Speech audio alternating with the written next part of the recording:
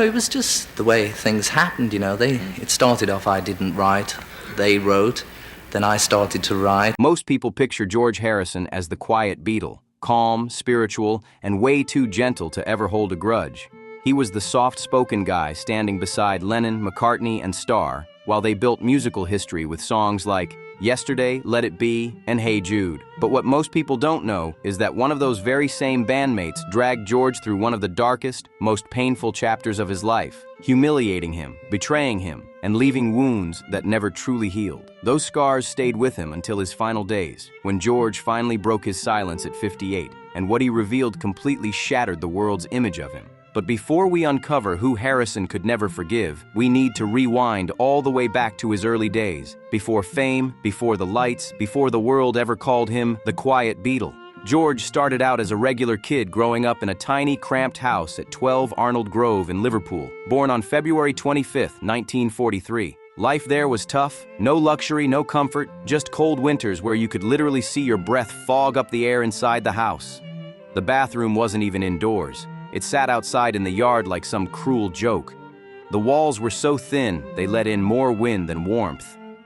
Inside that little house was his mother, Louise Harrison, a woman with a huge voice and an even bigger personality.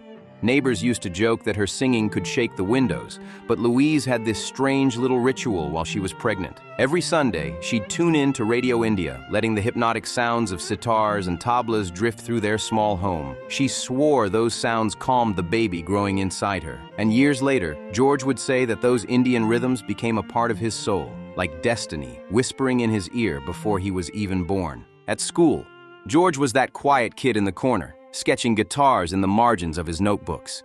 The classroom felt like a cage to him, strict, dull, and lifeless. There was no freedom, no spark, no music, nothing that spoke to his soul. But everything changed one random afternoon in 1956. George was riding his bike down his street when he suddenly heard Elvis Presley's Heartbreak Hotel blasting from a house window. He hit the brakes and froze, completely mesmerized. George later said that moment hit him like lightning, an explosion of sound and emotion in a place where nothing exciting ever happened. It was the spark that woke something up inside him, a hunger for music that would never fade. Elvis's voice hit George Harrison like a portal to another universe. It was as if a door had swung open and light came flooding through. For 14-year-old George, there was no going back. The quiet kid from Arnold Grove had just found his spark, and it burned bright. He begged his mom for a guitar, and even though the family barely had enough to scrape by, Louise somehow pulled together £3 and 10 shillings, a massive sacrifice for them. But she believed in him. George didn't waste a second. He practiced non-stop, his fingers raw and bleeding, but he didn't care. He was chasing something bigger. He got hooked on Lonnie Donegan and the wild sound of skiffle, rough, messy, but full of life. That sound lit him up inside, and before long, George started his first band, The Rebels. It wasn't polished or perfect. Far from it. The music was loud, sloppy, and chaotic, but it was theirs, and that made it magic. Then, fate decided to toss another twist his way. One ordinary day, during his regular bus ride to school, George crossed paths with a kid named Paul McCartney. Two teens, same bus route, same obsession, guitars. It was like destiny had them sitting there on purpose. Paul would later say George felt like his baby brother, but back then, they were just two dreamers leaning over the seats, swapping chords, trading stories, and fantasizing about the big stages they'd one day play on. By March 1958, Paul brought George to audition for John Lennon's band, the Quarrymen. But when John first laid eyes on him, he wasn't impressed. "He looks 12, John grumbled. Still, George wasn't about to back down. Right there, on a dimly lit bus, he grabbed his guitar and played the lead from Raunchy, the single light from a street lamp flickering across his face. When he finished, John stayed silent. Not a word, not a nod, but that silence said everything.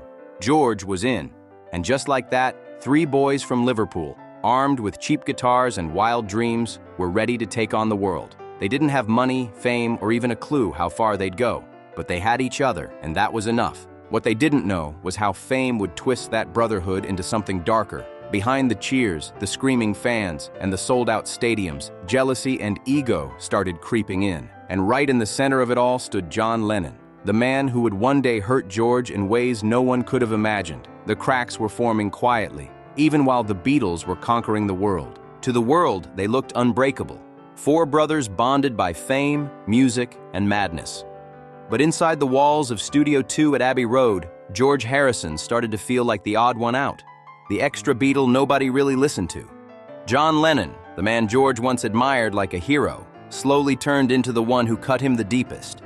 It began quietly in the mid-60s when George finally found his songwriting voice, music that poured straight from his soul. He walked into the studio one day with If I Needed Someone, proud and excited, ready to share it. But when he played it, John barely even looked up before dismissing it with a cold, "It's nothing." No advice, no feedback, just pure dismissal. George went home in silence that night, and when his wife, Patty Boyd, asked what was wrong, he simply muttered, "John didn't even hear the song."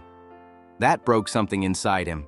From that day on, every time George grew stronger creatively, John seemed to drift further away, like he couldn't stand seeing George come into his own. Whenever George tried to share new ideas, John would shrug him off with a smirk and say, "It's just another trap." George didn't argue. He swallowed it, like always. But Ringo later said the look on George's face said it all, like someone had stabbed him right there in front of everyone. The so-called quiet Beatle kept his calm on the outside, but inside, he was falling apart. The final crack came during the Let It Be sessions, and decades later, the raw Get Back footage finally exposed it all. In one heartbreaking scene, George carefully explains a guitar part, walking John and Paul through his idea, trying to make it work. But John doesn't even glance at him. He just stares off into space, eyes glazed over, like George wasn't even in the room. After a long, awkward silence, George finally snapped. But even then, his tone stayed calm, almost too calm. "I'll play whatever you want," he said quietly, "or I won't play at all." That one line hit like thunder. It said everything he'd been holding in for years. When the Beatles finally broke up, all that anger and heartbreak didn't just fade away. It blew up like a volcano. Years of being pushed aside and treated like a backup musician came roaring out of him. Then in 1973, fate threw them back together in New York during John Lennon's chaotic, lost weekend. Everyone thought it would be a sweet reunion, two old friends laughing about the past. But the second John casually mentioned maybe playing Madison Square Garden together, something inside George snapped. He stood up, face burning red, and shouted, "Where were you when I needed you?" The whole room froze. Nobody dared breathe. Then, before anyone could react, George reached over, snatched John's iconic round glasses right off his face, and hurled them to the floor with a crack. May Pang, John's girlfriend at the time, later said John just sat there, completely frozen, shocked into silence. For once, the fearless John Lennon actually looked scared. The quiet man he'd spent years underestimating, the one he brushed off, ignored, and mocked, had finally exploded. All the pain, humiliation, and heartbreak George Harrison had buried for years came roaring out in that one moment. This was the man who had stayed silent through betrayal after betrayal, finally standing tall in his truth. But as explosive as that moment was, it wasn't the only battle George was fighting. Behind the shouting matches with John, there was another war, colder, quieter, and way more personal. It was the tension between George and Paul McCartney, a silent resentment that grew over the years and never truly went away. Most people focus on George's rocky bond with John, but true Beatles insiders know the hardest relationship of all wasn't with Lennon. It was with Paul. See? Paul didn't attack with anger or insults. His control came dressed in charm, calm, polite, and smiling, but deep down, suffocating. It started creeping in during the late 60s when Paul began taking over everything, every track, every chord, every single decision. George would walk into the studio with songs he'd spent months crafting, his heart poured into every note.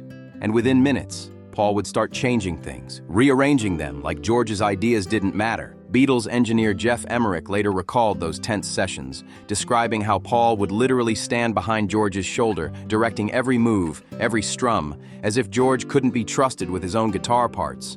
It was quiet domination, the kind that didn't make headlines but slowly crushed a man's spirit. Paul didn't just suggest things. He told George exactly how to play parts in songs George himself had written. That kind of control drained all the magic out of the room. Emerick remembered it clearly. The atmosphere got suffocating, and he wasn't exaggerating.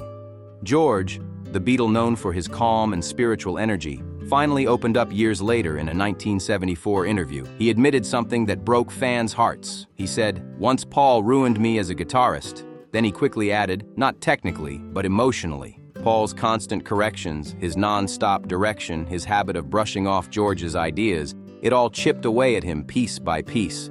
That quiet confidence that once fueled George's creativity turned into frustration, doubt, and sadness. The worst of it all came during the recording of Maxwell's Silver Hammer. George absolutely hated that song. Honestly, most of the band did, but Paul wouldn't give up. He kept forcing endless takes, over and over, chasing this perfect sound that no one else even cared about. It wasn't music anymore, it was torture. After days of repetition, tension filled the air so thick you could feel it. At one point, George leaned toward Ringo and muttered under his breath, "Why are we doing this?" It wasn't anger, it was exhaustion. But Paul heard him. And instead of brushing it off or laughing, Paul shot back coldly, "Because it's my song." That moment said everything. That sharp, dismissive tone, dripping with ego, burned itself into George's memory for life. It was the exact moment he realized just how far their friendship had fallen apart. But the real breaking point came in January 1969, during the Let It Be sessions, just the second day of filming. George finally reached his limit and called Paul out for constantly trying to control his guitar parts. Paul tried to brush it off with his usual charm, saying, "I'm trying to help you, George." But George wasn't buying it this time. He shot back with one brutal line that still echoes through Beatles history: "You don't listen to anyone else." That sentence hit like a punch to the chest. It was raw, honest, and straight from the heart. That moment wasn't just about music. It was about years of being ignored, overshadowed, and dismissed. Standing next to Lennon and McCartney, George often felt like his voice didn't matter, even in the very band he helped build. That feeling of being invisible haunted him for decades. Years later, in 1987, a reporter asked George if he'd ever consider forming another band with Paul. His answer came instantly. No hesitation, no smile. "I joined a band with John," he said flatly, "but not with Paul. It's nothing personal, just musical." But everyone knew it was personal. That small crack in his voice said it all. The pain was still there, quiet, buried, but never gone. Even near the end of his life, George carried that unspoken ache, a wound Paul never truly saw or understood. It wasn't about fame anymore, or who wrote the hits, or who got the spotlight. It was about two friends who had once shared everything, but could never find balance again. No matter how much they loved the music, something between them had broken for good. By the late 1990s, George's final chapter had already begun, though the world had no idea what he was going through. First came throat cancer, then lung cancer, then, heartbreakingly, a brain tumor. His body was weakening, but his spirit refused to quit. Even while undergoing radiation treatments, he kept pushing forward, still writing, still creating, still chasing melodies like his soul depended on it. That quiet strength, the same inner fire that carried him through years of being pushed aside, stayed with him until his very last days. Even when his health started to fail, George refused to stop making music. He was determined to finish what would become his final masterpiece, Brainwashed. His son, Donnie Harrison, later recalled walking into the room and seeing his father whispering melodies into a tiny recorder because his voice had grown too weak to sing out loud. That image, George, frail but still creating, whispering songs into the void, says more than any interview ever could. It showed the world who he truly was. Not just the quiet Beatle, but the resilient soul who turned pain into beauty, even when his body was fading away. Those final whispered recordings carried a quiet urgency. Every note felt like a race against time. George knew the clock was ticking, but he refused to surrender. Even as the pain grew sharper, he kept creating, determined to pour out everything left inside him. Each time the doctors came in, their faces told the story without words. George didn't need an explanation. He already knew what was coming. Calmly, he made one last request: to be taken to Los Angeles, to a private home owned by security expert Gavin DeBecker. It wasn't about comfort or luxury, it was about peace. That's where he wanted to spend his final days, surrounded by the two people who had stood beside him through everything, his wife, Olivia, and his son, Donnie. The room was prepared with such care. Soft, golden light glowing through the windows, fresh flowers filling the air with life, and the gentle rhythm of devotional chanting floating in the background. These weren't decorations or dramatics. This was George's sanctuary. Those sacred Indian sounds had guided him since 1966, when he first fell in love with Eastern spirituality. They had become his peace, his shield, his truth. And now, in his final moments, they were leading him home. As November 2001 drifted toward its end, George's strength began to fade. Speaking became harder, breathing slower, but his spirit stayed calm and focused. Friends and family came quietly, in small waves, each visit tender and filled with love. Ravi Shankar, his lifelong mentor and spiritual brother, sent messages full of blessings. Tom Petty, one of George's closest friends, broke down crying on the phone. He couldn't even get the words out. And then even Paul McCartney came to say goodbye. Their reunion was quiet and fragile. No dramatic speeches, no old arguments. Just two old souls sitting in silence, finally letting go of everything that had ever come between them. Whatever had once divided them, pride, pain, ego, it melted away in that moment. On November 29, 2001, surrounded by Olivia and Donnie, George slipped into a peaceful, dreamlike state. His breathing slowed. His eyes softened. The room filled with sacred calm as his family recited verses from the Bhagavad Gita, the scripture that had shaped his heart and his music for decades. And then, with one final whisper, a word only his loved ones heard, George Harrison, the quiet Beatle, let go. What happened next stunned even those closest to the music world. True to his wishes, his ashes were taken to India, the land that had shaped his soul, and scattered into the sacred waters of the Ganges and Yamuna rivers. The ceremony was private, simple, and filled with devotion. No flashing cameras, no reporters, no crowd, just prayer, music, and love. It was the goodbye George always wanted, humble, spiritual, and honest. A farewell stripped of fame and noise, rooted in the peace he had spent his whole life searching for. Even though his physical voice went silent, his spirit never did. George Harrison's story wasn't just about music. It was about quiet strength, deep faith, and the courage to stay true to yourself even when the world tries to drown you out. He didn't need to be loud or flashy. Every note he played carried a truth that still hits deep decades later. From the icy tension inside Abbey Road to the peaceful banks of the Ganges, George's life was one long search for meaning, a battle between ego and enlightenment, sound and silence. He lived through betrayal, heartbreak, and the sting of being overlooked by the very people he helped lift to the top. Yet somehow, he never turned bitter. Instead of fighting back with anger, George turned inward, finding his strength in meditation, music, and love. That's what set him apart. He didn't chase fame, he chased peace. And even when the spotlight faded, his message only grew louder. Real success isn't about applause, it's about understanding yourself. After everything he endured, the dismissals, the tension, the pain, George Harrison still chose forgiveness. He showed the world that silence can scream louder than anger, that spiritual calm can outlast any argument, and that music has the power to heal even the deepest wounds. That's the kind of strength only someone who's truly at peace can carry. Nobody could touch the way George poured his soul into his songs. Here Comes the Sun and My Sweet Lord weren't just hits.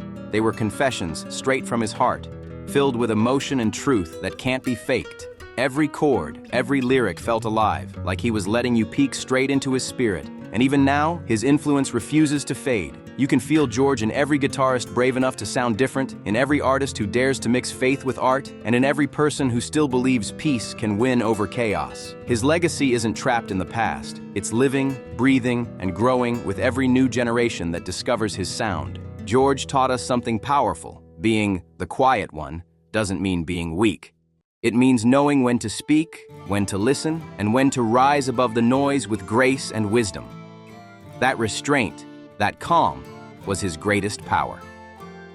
So when we look back on his life, the heartbreaks, the triumphs, the enlightenment, one truth stands out clear as day. George Harrison never needed the last word because his music already said everything. His spirit still moves through every note, every prayer, and every sunrise that breaks through the dark.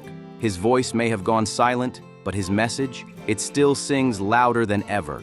George Harrison's legacy isn't just history. It's a heartbeat that still echoes through every chord, every song, and every artist who dares to create from the soul. His life wasn't about the noise of fame. It was about finding harmony in a world that never stops spinning. Even now, decades later, his message still cuts through the chaos with crystal clarity. Peace, love, and truth will always outshine ego and conflict. Think about it. This was a man who stood shoulder to shoulder with legends, faced betrayal, heartbreak, and silence, and still managed to rise above it all with grace. When the world expected him to fight back, he chose reflection. When people dismissed him, he answered with timeless songs that healed millions. That's not weakness, that's wisdom. And that's why George's voice still matters today more than ever.